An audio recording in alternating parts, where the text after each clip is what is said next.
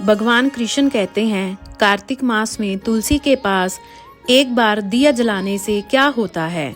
श्रोताओं, एक दिन देवी सत्यभामा भगवान श्री कृष्ण के पास आई और उनसे पूछने लगी, हे स्वामी, आपने मुझे तुलसी के पौधे को जल देने का महात्म्य तो समझा दिया, लेकिन कार्तिक मास में तुलसी के पास दीपक जलाने का क्या महात्म्य है।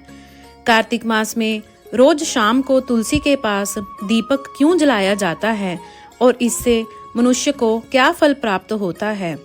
कार्तिक मास में तुलसी के पास दीपक जलाने की विधि क्या है और दीपक जलाते समय कौन से मंत्र का उच्चारण करना चाहिए, कृपया मुझे विस्तार से बताएं।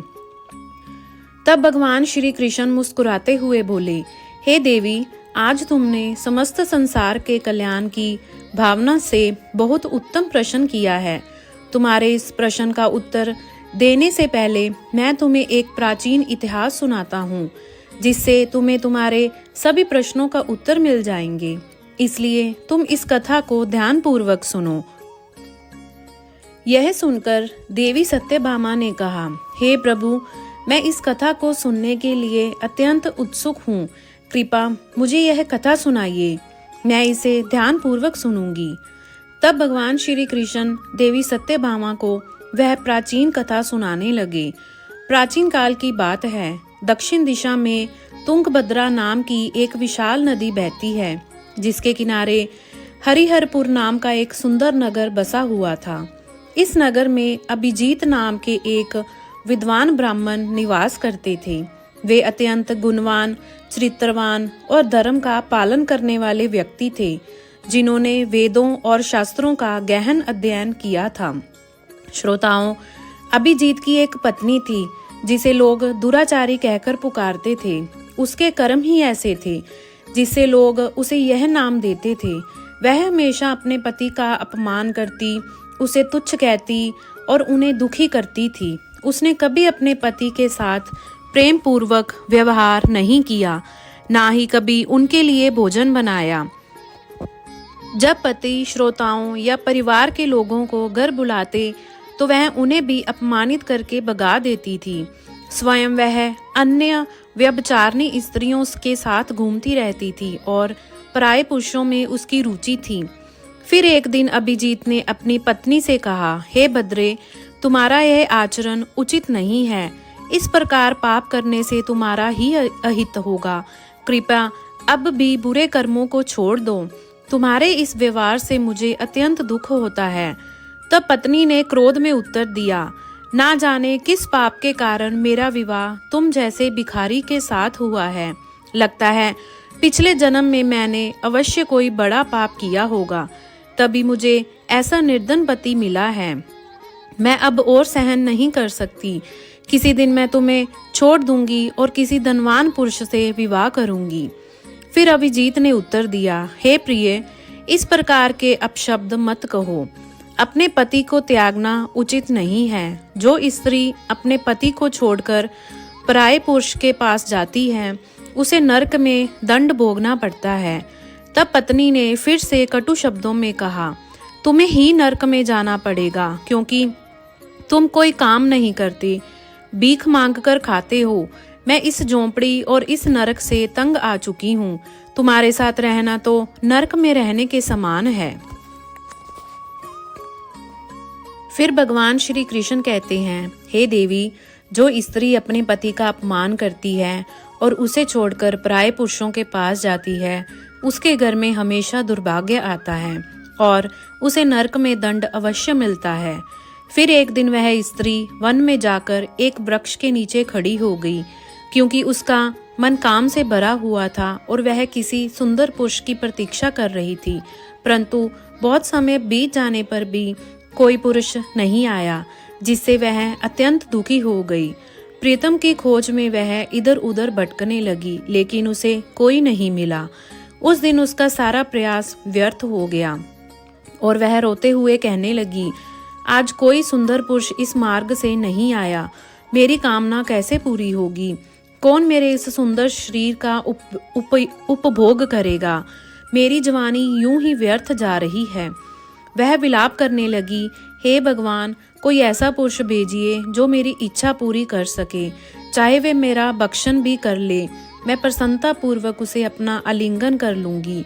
फिर भगवान श्री कृष्ण कहते हैं, हे देवी, इस प्रकार से वह स्त्री जोर जोर से विलाप करने लगी। तब उसी जंगल में एक भयानक बाघ निवास करता था और उस पापिनी स्त्री की आवाज सुनकर वह जाग गया और उछलकर उस स्त्री का भक्षण करने के लिए उसके पास आ गया। उस बाघ का नाम था ध्वंस। ध्वंस का रूप अत्यंत भयानक था। उसका शरीर काले और नारंगी धारियों से युक्त था जो जंगल की छाया में घुल मिल जाता था। उसकी आंखें अंगारे की तरह लाल थी जो अंधेरे में भी चमकती थी। उसके जबड़े से लंबे तीक्ष्ण दांत बाहर निकले हुए थे जो किसी भी जीव को चीरने के लिए पर्याप्त थे। ध्वंस की लंबी मजबूत पूंछ उसकी ताकत का प्रतीक थी। वह अपनी बलिष्ठ टांगों से जंगल में तेजी से दौड़ सकता था। ध्वंस का पूरा शरीर शक्तिशाली मांसपेशियों से भरा हुआ था जिससे वह एक ही झपटे में अपने शिकारी को धराशायी कर सकता था। उसकी नाक में बार बार गर्म सांसें निकलती थी, मानो हर पल वह अपने अगले शिकार की तलाश में हो। ध्वंस का एकमात्र लक्ष्य उन पापी और दुराचारी लोगों का भक्षण करना था जिन्हें उसकी नीति ने उसे सौंपा था। श्रोताओं, उस भयंकर बाघ को अपने सामने खड़ा हुआ देखकर उस स्त्री के पसीने छूटने लगे और वह भय से थर-थर कांपने लगी। वह स्त्री कुछ करती इतने में ही उस बाघ ने अपने पंजे से उसे घायल कर दिया और वह स्त्री जमीन पर गिर पड़ी। जमीन पर गिरते ही वह स्त्री चिल्लाते हुए बोली, अरे बाघ, तू किस लिए यहाँ पर आया है और मुझे क्यों मार रहा है? मैं यहाँ पर अपने प्रीतम की खोज कर रही हूँ। तू मुझे छोड़ दे। मेरा भक्षण करके तुझे क्या मिलेगा? उस स्त्री की यह बात सुनकर वह भयानक बाघ क्षण भर के लिए रुक गया और हंसते हुए बोला, हे दुष्टा, आज विधाता ने तुझे मेरा भोजन नियुक्त किया है। तुझ जैसी पापिनी स्त्रियों का भक्षण करना ही मेरा काम है, तभी मुझे इस शरीर से मुक्ति मिलेगी। तब वह स्त्री कहने लगी, हे बाघ, तुम कौन हो? मुझे सच सच बताओ, तुमने किस कारण से बाघ होना पड़ा और तुम मुझ जैसी स्त्रियों का भक्षण क्यों करते हो? पहले मुझे सारी बात बताओ, फिर मेरा भक्षण करो। फिर ध्वंस नाम का वह बाघ कहने लगा, हे पापिनी, मैं तुम्हें पूर्व जन्म का वृतांत सुनाता हूँ कि किस कारण से मुझे बाघ होना पड़ा। पूर्व काल में दक्षिण देश में अमलापाहा नाम की एक पवित्र नदी बहती थी। उस नदी के तट पर एक नगरी बसी हुई थी। यह नगरी अपने सुंदर मंदिरों, शांत वातावरण और धार्मिक अनुष्ठानों के लिए प्रसिद्ध थी। वहाँ एक ब्राह्मण परिवार निवास करता था जिसमें मैं जन्मा। मेरा नाम देवदत्त था। मेरे पिता एक आदर्श ब्राह्मण थे जो यज्ञ, हवन और धार्मिक अनुष्ठानों का पालन करते थे। मैंने अपनी किशोरावस्था में वेदों का अध्ययन किया और यज्ञ आदि धार्मिक कार्य में पारंगत हो गया। लेकिन जैसे जैसे मैं बड़ा हुआ, मेरे मन में धन का लोभ बढ़ता गया। मैंने अनेक यज्ञों का आयोजन किया, लेकिन वे धार्मिक उद्देश्य से नहीं बल्कि धन के लिए थे। मैं पापियों के साथ बैठता था जो धर्म का पालन नहीं करते थे और उनके साथ भोजन करता था, और मैंने धन के लोभ में उनके अनैतिक कार्यों का भी समर्थन किया था। धर्म के मार्ग से भटकते हुए मैंने उन वस्तुओं का भी सेवन किया जिन्हें ब्राह्मणों को नहीं लेना चाहिए। मेरा मन इतना लोभ में डूब गया कि मैं बहाने बहाने में दूसरों से धन मांगता और फिर वापस नहीं करता। मैंने अनेक प्रकार के छल कपट किए और इस प्रकार पाप करते हुए कई वर्ष बीत गए। फिर समय के साथ मेरा शरीर कमजोर हो गया, बाल सफेद हो गए, आंखें धुंधली हो गई और मुंह के दांत गिर गए। लेकिन धन का लोभ अभी भी मेरे मन से नहीं गया और मैं पाप करता रहा। फिर एक दिन धन के लालच में मैं फिर से नदी के किनारे गया, जहां मैंने अन्य धूर्त ब्राह्मणों के साथ मिलकर लोगों को ठगा। हम सभी ने झूठे मंत्रों का उच्चारण किया और बिना विधि विधान के ही देवी देवताओं का पूजन किया, लेकिन इसका उद्देश्य केवल अधिक से अधिक धन दान में प्राप्त करना था। हमने लोगों को धर्म के नाम पर धोखा दिया। फिर उस दिन मैंने काफी धन एकत्रित किया, लेकिन उसी समय मेरे साथ एक भयानक घटना घटी। जब मैं उस दिन नदी के तट पर बैठा हुआ था, तभी एक बीमार और भटकता हुआ कुत्ता मेरे पास आया।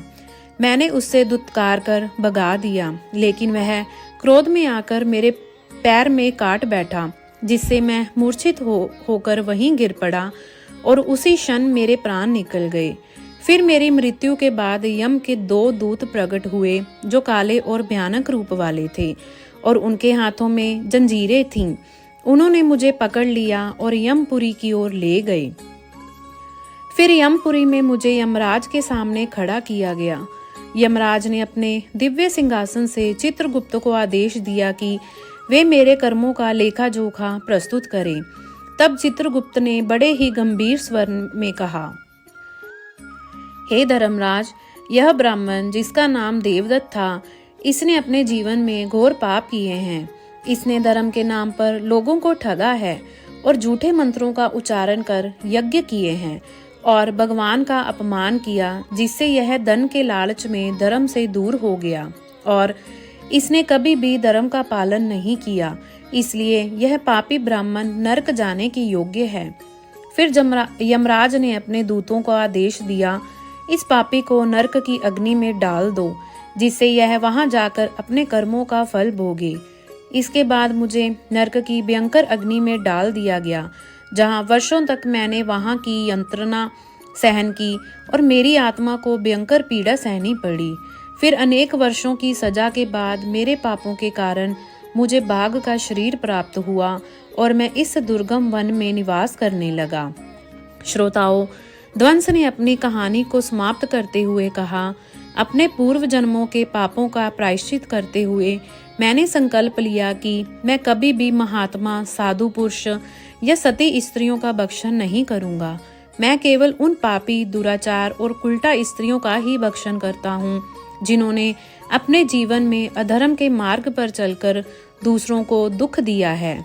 मुझे विश्वास है कि ऐसा करने से मुझे मेरे पापों से मुक्ति मिलेगी और मैं इस शरीर से जल्दी ही मुक्त हो जाऊंगा।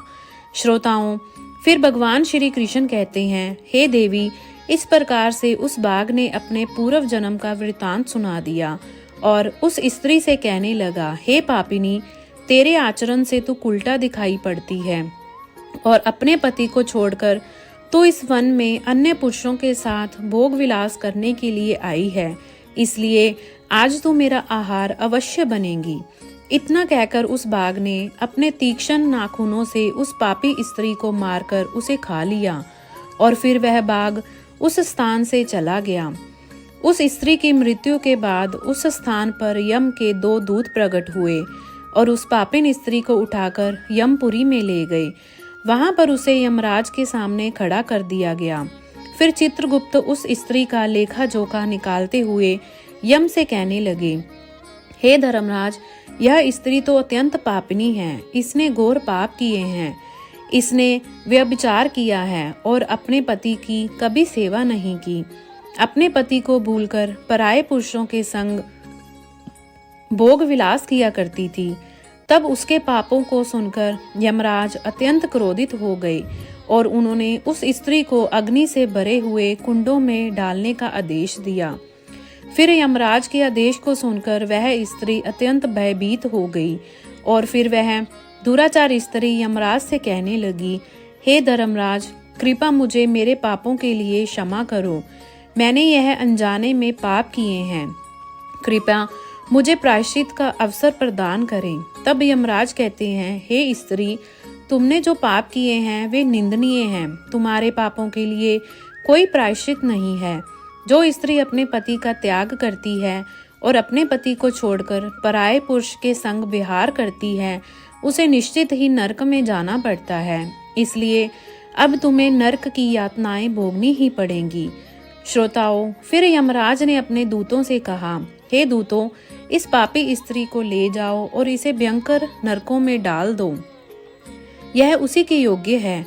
फिर यम के दूत उस स्त्री को नरक में ले गए, जहां उसे अनेक वर्षों तक जलते हुए तेल के कुंड में पकाया गया। फिर उसे निकालकर रव नामक नरक में डाल दिया गया। इस प्रकार से उसे कई वर्षों तक अलग अलग नरकों में डाला गया। फिर नरक में कष्ट भोगने के बाद वह महापाप स्त्री पुनः पृथ्वी लोक पर आकर चंडालनी के रूप में जन्मी।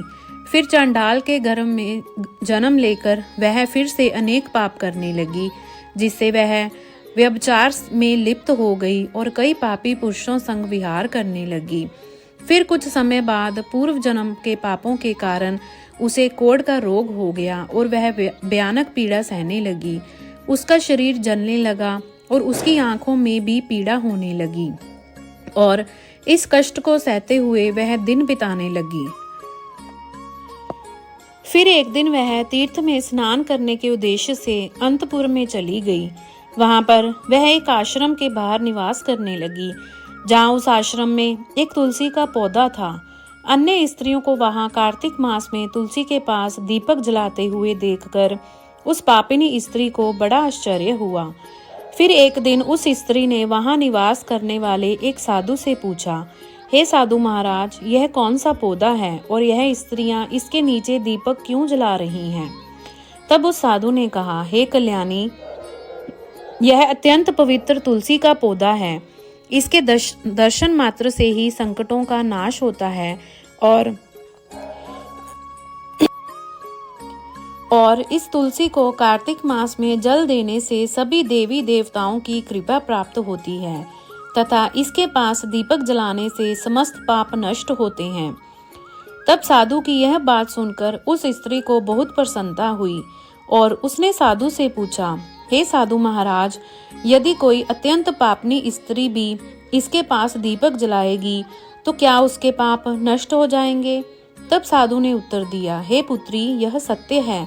यदि किसी स्त्री ने घोर पाप भी किए हों तब भी उसके पाप कार्तिक मास में तुलसी के पास दीपक जलाने से नष्ट हो सकते हैं और उसके सभी जन्मों के पाप भी समाप्त हो जाते हैं। किंतु हे पुत्री, तुम कौन हो और इस प्रश्न को पूछने का कारण क्या है? तब वह स्त्री कहती है, हे साधु महाराज, मैं महापापिनी हूँ। मैंने व्यभिचार किया है तथा अनेक प्रकार के पाप किए हैं। मेरे पापों के कारण ही मेरी ऐसी दुर्दशा हुई है। कृपया मुझे पापों से मुक्ति का उपाय बताइए। फिर साधु कहते हैं, हे पुत्री, अब से तुम पूरे कार्तिक मास इस तुलसी के पास दीपक जलाओ, जिससे तुम्हारे समस्त पाप और दोष समाप्त हो जाएंगे। फिर उस साधु की बात सुनकर उस पापी स्त्री ने भी वही किया। उसने तुलसी के पौधे के पास एक दीपक जला दिया। इस प्रकार से वह स्त्री नित्य उसी स्थान पर तुलसी के पास दीपक जलाने लगी। फिर एक दिन वह स्त्री शाम के समय तुलसी के पास दीपक जलाने लगी तो उसी समय उसकी हृदयाघात से उसकी मृत्यु हो गई और वह वहीं जमीन पर पड़ी रही। फिर यमराज के 2 दूत उस स्त्री को यमलोक में ले जाने के लिए उस स्थान पर प्रकट हुए।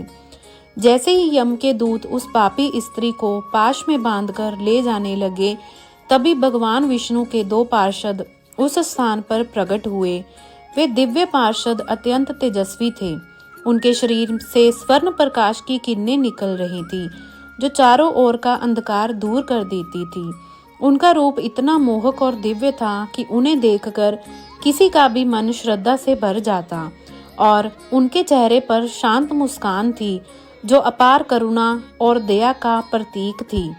उनके वस्त्र रत्न जड़ित और रेशमी थे, जो नीले और सुनहरे रंग में चमक रहे थे, मानो स्वयं वैकुंठ का सौंदर्य उनके व्यक्तित्व में समाया हो।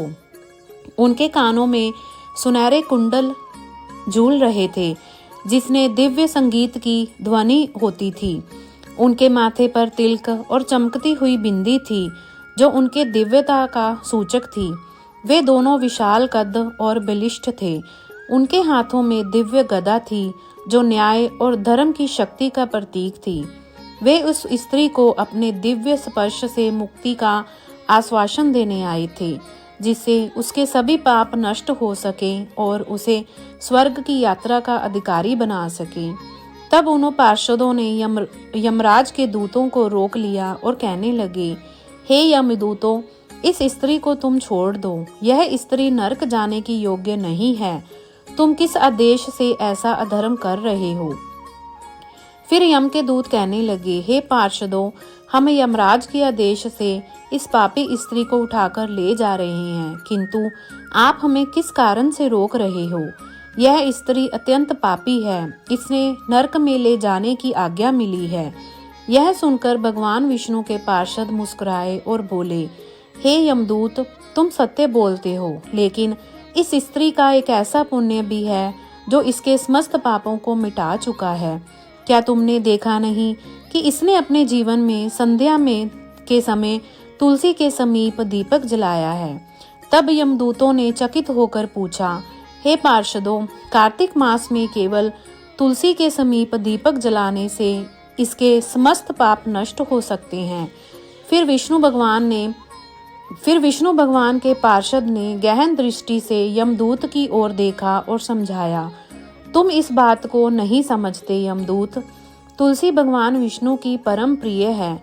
जो भक्त श्रद्धा और भक्ति से पूरे कार्तिक माह तुलसी के समीप दीपक जलाता है, वह भगवान श्री हरि विष्णु की कृपा का पात्र बन जाता है।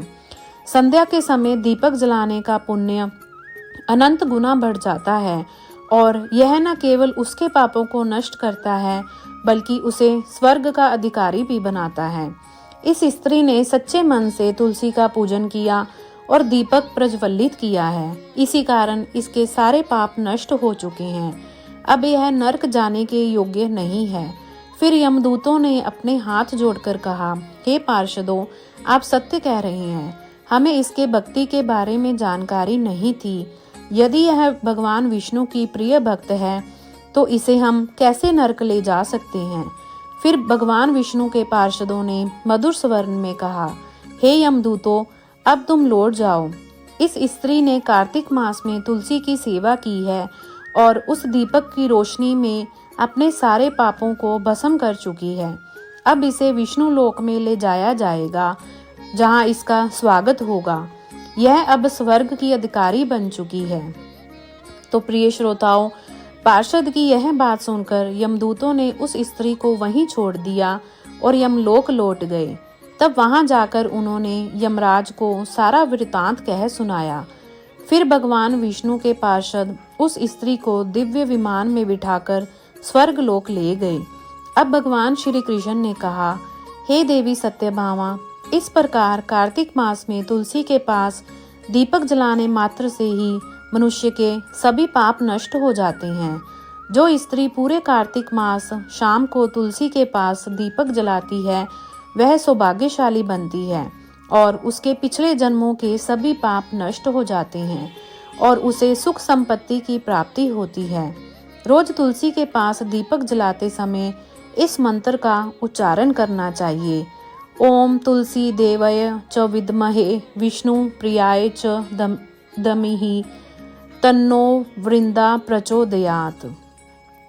भगवान श्री कृष्ण ने कहा, हे देवी, हजारों अमृत के घड़ों से नहलाने पर भी श्री हरि को उतनी तृप्ति नहीं मिलती जितनी तुलसी का एक पत्ता चढ़ाने से मिलती है। 100,000 गोदान से जो फल प्राप्त होता है, वही फल तुलसी पत्र के दान से मिल जाता है। जो मृत्यु के समय अपने मुख में तुलसी पत्र का जल पा लेता है, वह संपूर्ण पापों से मुक्त होकर श्री कृष्ण के धाम जाता है। जब भक्त तुलसी के पास दीपक जलाता है तो उस प्रकाश से निहित ऊर्जा नकारात्मक शक्तियों को नष्ट करती है और सकारात्मकता का संचार करती है। यह आध्यात्मिक वातावरण को शुद्ध करता है और घर में देवताओं की कृपा को आकर्षित करता है। दीपक का प्रकाश अज्ञान के अंधकार को दूर करता है और ज्ञान की ज्योति को प्रज्वलित करता है। कार्तिक मास में तुलसी के पास दीपक जलाने से मनुष्य के भीतर शुद्धता और पवित्रता का भाव उत्पन्न होता है, जिससे उसकी भक्ति और ध्यान की शक्ति बढ़ती है। यह माना जाता है कि जब व्यक्ति कार्तिक मास में तुलसी के पास दीपक जलाकर तुलसी जी की आरती करता है तो भगवान विष्णु का ध्यान सरलता से प्राप्त होता है। यह साधक के मन को स्थिरता और शांति की ओर ले जाता है, जिससे ध्यान में एकाग्रता बढ़ती है। कार्तिक मास में तुलसी के पास दीपक जलाने का अनुष्ठान सूर्यास्त के समय करना अत्यंत शुभ माना जाता है। इस समय दीपक जलाकर तुलसी माता की आरती की जाती है और भगवान विष्णु का स्मरण किया जाता है, जिससे विशेष पुण्य प्राप्त होता है। प्रतिदिन संध्या समय तुलसी के पास दीपक जलाते समय ओम नमो भगवते वासुदेवाय मंत्र का जाप करना चाहिए। यह मंत्र घर की नकारात्मकता को दूर करता है और भगवान विष्णु की कृपा प्राप्त करता है। तुलसी के पास घी या तिल के तेल का दीपक जलाना शुभ होता है। घी का दीपक अधिक पवित्र माना जाता है, लेकिन यदि घी ना संभव हो तो तिल के तेल का दीपक भी जलाया जा सकता है। तिल के तेल का दीपक नकारात्मक ऊर्जा को नष्ट करने में सहायक होता है। ऐसा कहा गया है कि जो भक्त पूरे कार्तिक माह तुलसी के पौधे के पास दीपक जलाता है, उसे 7 जन्मों तक पुण्य की प्राप्ति होती है और उसे कभी दरिद्रता का सामना नहीं करना पड़ता।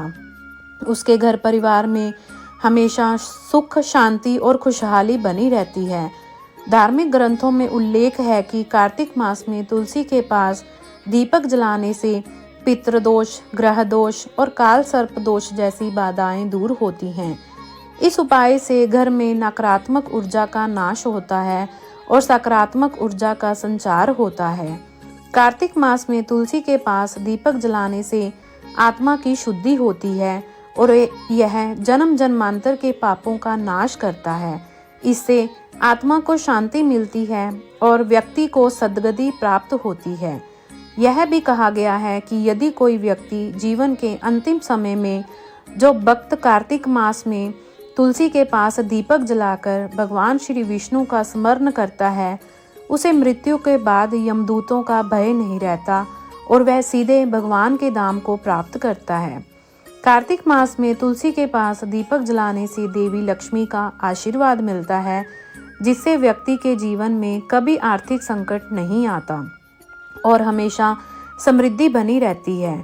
इस प्रकार भगवान श्री कृष्ण ने कार्तिक मास में तुलसी के पौधे के पास दीपक जलाने का महत्व बताया है। मैं आशा करती हूँ कि आपको यह जानकारी अच्छी लगी होगी। यदि आप इस चैनल पर नए हैं तो चैनल को सब्सक्राइब कर वीडियो को लाइक एवं शेयर जरूर करें और साथ ही कमेंट बॉक्स में लिखें जय श्री कृष्ण, जय श्री हरि विष्णु। धन्यवाद।